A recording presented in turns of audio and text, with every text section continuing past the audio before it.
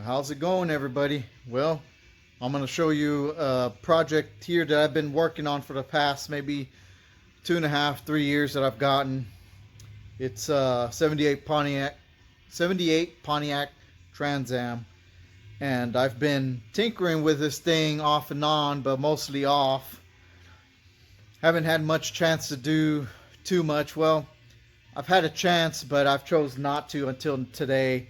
Until here recently, I've actually got it here back in the shop where I can do some good major work to it. Last that I did on it was some of the computer wiring for the engine harness and the floorboards, most importantly. But I've gotten that taken care of then, so now I got it back to finalize the rest of the build from here on into the ending of it. I'm hoping. I've got a big pile of parts here that I'm about to show you that I've been ordering in here recent. This thing's about to transform into a completely whole different ordeal.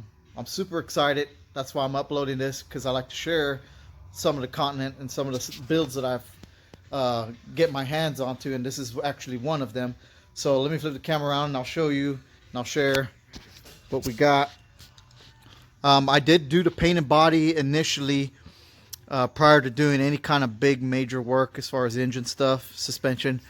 Don't be deceived by what you're seeing, because the paint work on is absolutely stunning. I've fixed the gaps, done the rust. You could probably check back to some of my Facebook page to see some of the body work that I've done previously before, to see how it ended up here.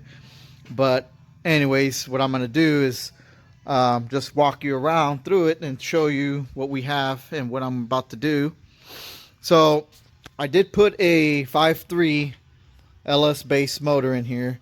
It's a Gen 4 with a 6L80E transmission, and this thing will have 6-speed automatic with a 3500 torque converter stall, Texas speed, MS4 cam in it, with the long tubes, 178 primary speed engineering headers, stainless steel.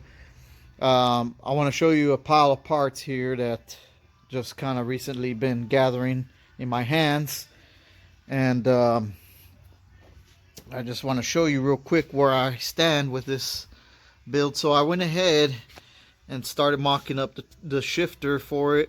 So there's going to need to be modifications done to it, and I've got actually a different console that I have coming on the way. It's a 5th gen Camaro center console, and then I'm going to retro the shifter bezel into it, and then I'm going to go ahead and fiberglass a Android radio somewhere in here where it blends in nicely and just kind of transitions to where everything looks nice and put neatly together. It's going to be a drive-by wire setup. I got the accelerator pedal already in there. I did wire up the gauges. They are all brand new wire, up to date. None of the old stuff is in here anymore. I've ran the wiring, tucked it up nicely, ran the battery in the back. So the battery tray's in the back now instead of the front. It does have LED dome lights now and courtesy lighting LED. And it also has GPS, speedometer, LED, Vivid Racing, speed HUD gauges. Actually work really nice and actually pretty accurately. Have the check engine light there mounted on that spot. And what I'm about to do is pull this motor out so I can go ahead and do the head gaskets and do the whole cam swap outside. And the reason I got it in here was because that way I can do mock-up prior to finalizing things. So let's just part of it is when you do builds is you got to put things together in order to see where they stand, and then once you get that, if you need to, you got to pull the things out. So in my case, that's how I'm doing it. So yeah, motor's coming out, and then I'm going to refresh the engine block and possibly the transmission with new coat of paint. And I've got a nice set of pile parts that I was mentioning earlier that came in. So we got Texas speed cam with push rods, all the stuff needed to complete it. It's a stage 4 MS4 cam, so it's gonna be really rowdy. Fittings, AN fittings, clamps, hose down clamps for running the PTFE-8 fuel line, and then I'm also running -8 PTFE stainless transmission cooler lines as well.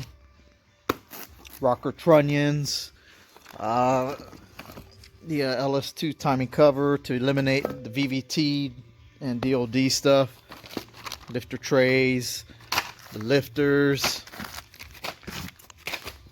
drive-by-wire 92mm throttle body. I don't think this is part of what I need to put in that car. AN fittings, PTFE, bolts for the valley cover, which I may have to actually get some flatter ones to clear the intake. Crank bolt, ARP crank bolt for it. Had this laying around from a previous job I had done on the customers, and I don't know how that ended up extra. GM head gaskets. We have also the throttle body adapter, so it goes to a 3-bolt to 4-bolt throttle body adaptation. So I'm not too sure which way it goes, but I'm guessing, yeah, it may go like this, somewhere like that. So anyways, that goes like that. It's a 92mm opening. ARP head studs. Again, I wouldn't have gotten head studs, but that's what I had laying around. The DOD delete lifter plate, and it has the factory oil pressure sensor protrusion. So if you do the DOD delete, they either recommend that you plug these openings where the oil galleries go on the block, but in this case I'm not going to, because I think you've got to thread tap onto the block, and that's not what I'm going to do. So I'm just going to rely on using these as being block offs for the oil passageways, O2 sensors for it, and then I've got the poly engine transmission urethane mounts, PTFE 20-foot -8 stainless hosing, IACT brackets for the truck, and I'll show you these probably in detail once I start installing these, but right now it's just to show you what's here. So it's going to have the truck power steering, which is the one that bolts on with this pattern, as opposed to the Camaro and the Corvettes, and it will have the built-in power steering reservoir attached to it, and then some of the PTFE fittings that I'm needing. And I imagine, and I also have some valve cover covers. I just don't have them out here, they're at the house. And yeah, I actually done quite a bit over here already. I did have the Speed Engineering, I guess you would call midsection sectional pipes, 3-inch. And the fuel tank, I Already modified it. Have the fittings again, PTFEs, AN fittings for it, so that's already modified. The fuel assembly is already input, ready to go, so I'm already done doing with that for EFI, so it will have a true baffle system in tank fuel pump. It's not going to be external. So to make things, my life a little easier, I just modified this section, and at the same time I kind of killed two birds with one stone. And this is where the fuel pump assembly would lay, and the factory floor wouldn't clear this necessarily. So I found it easier to fix the rust and to fix my clearance issues with the fittings and the fuel pump fitting in here, is to just section this and then re-weld a new plate in there and re-weld the floor. You can see I welded the floor back with new patchwork, and then coated it with some nice coat of protection for rust and all. So I had a patch there. It had some rust, typical rust for an old car, classics. That's typical. So I got that covered, which was a big pain in the butt. It's very time consuming, not so much hard, but it's just time consuming.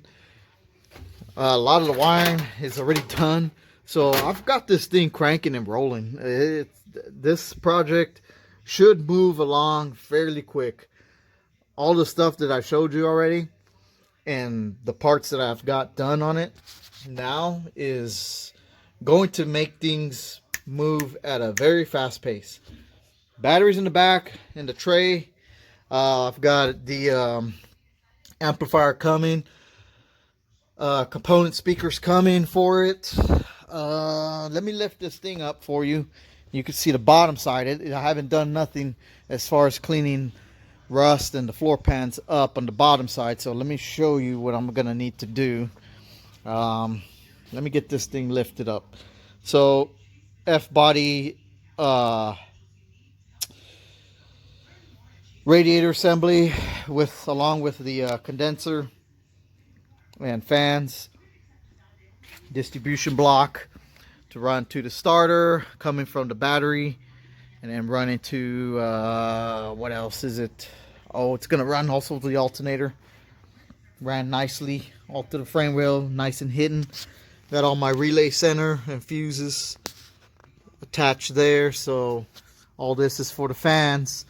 Will run the AC, so it has low and high speed controls. Really nice kit from Racetronics. Very nice kit. Very well money worth spent.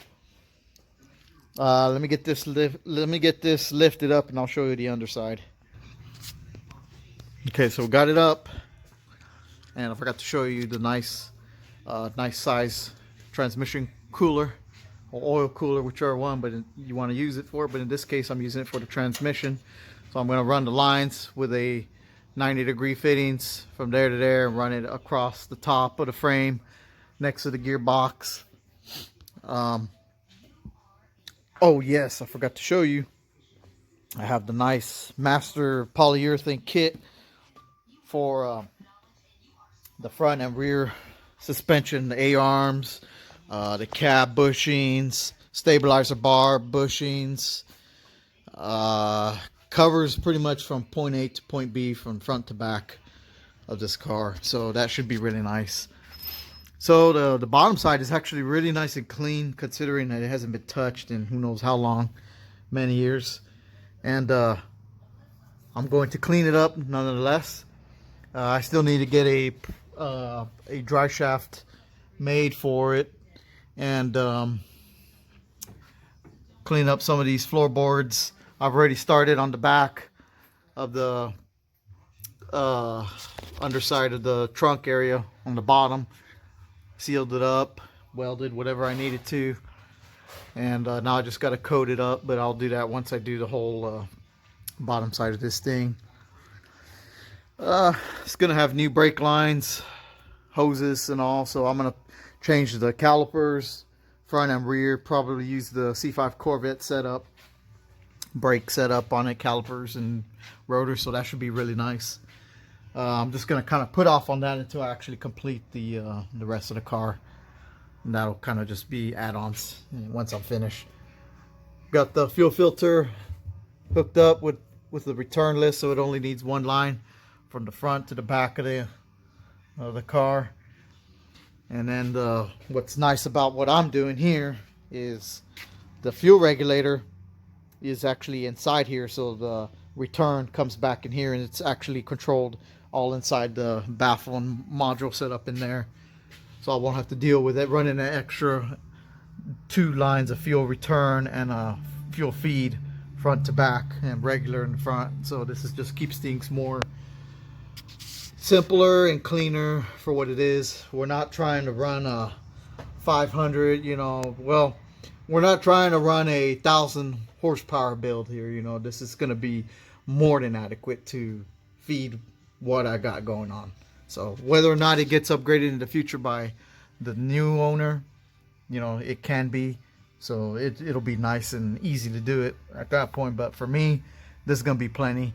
It should be making 400 to the wheel, to the tire. So what's that? Maybe 450, 480 to the crank. That should be more than enough power for what I want for this thing.